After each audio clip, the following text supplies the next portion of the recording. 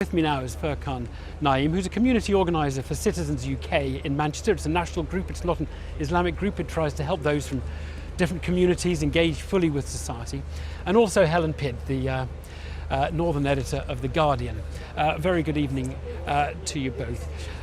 How's the Muslim community in Manchester reacted, and how are they feeling over this then?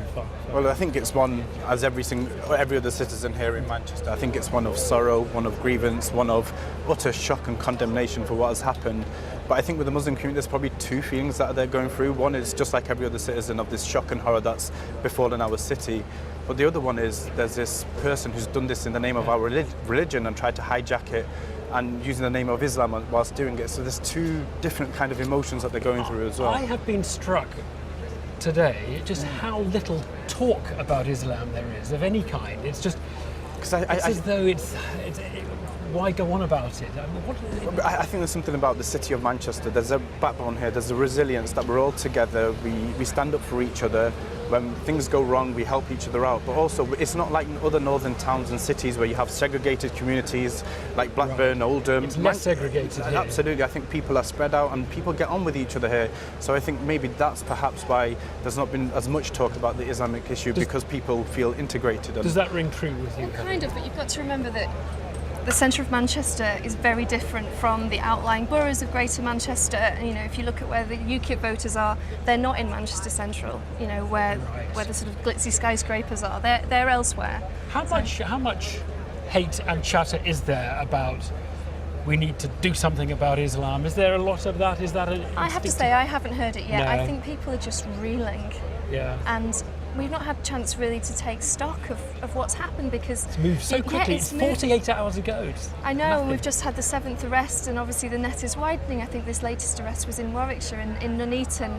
You know, I never thought I'd be spending my afternoon outside a flat in the gay village that a SWAT team had, you know, blown the door open. Yeah. You know, potentially looking for a bomb factory. It's all very surreal. I think it's also important to note, whilst there's lots of speculation, and it is 40 hours and things have moved so fast, we still have to remember that there are families that are still got missing victims and the grievances and stuff like that. So that's really important. How many Muslim communities are there in Manchester? Because the one thing is there are quite a few Libyans here, aren't there? And do they mix? Do they know each other? Are they all separate? Or I think it's quite a mixed community. Like I said, you don't have segregation, but even within the Muslim community, all the different communities are quite mixed. The mosque that the perpetrator allegedly went to, it's in Didsbury.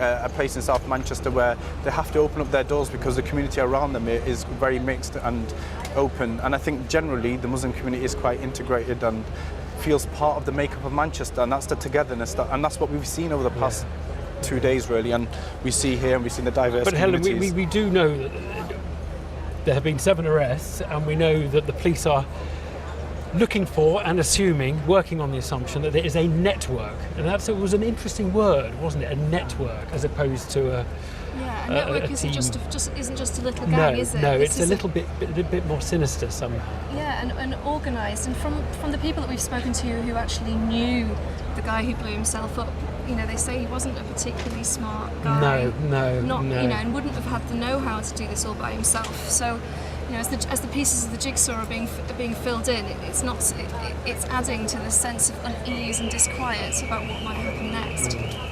And I think on that, what we saw was a calculated attack that had happened, and I think there is a network probably out there as it is, because he's not acted alone. There are other people out there, and I think now is the time for the Muslim community to really stand up and work together and build trust with the authorities. We've got to understand that the authorities are here to look after us. And we had Shasta Gohir on the programme yesterday from the Muslim Women's Network, who had in a way quite harsh words for elements of the community who would not think of themselves as jihadists, but she thought were quietly complicit in always criticising anything the government did to try and shut down the more disruptive elements. I think so. It's a two-way thing. I think the government has to take stock, but also I think amongst the Muslim community there has to be more trust of the government, of the authorities, of the security services.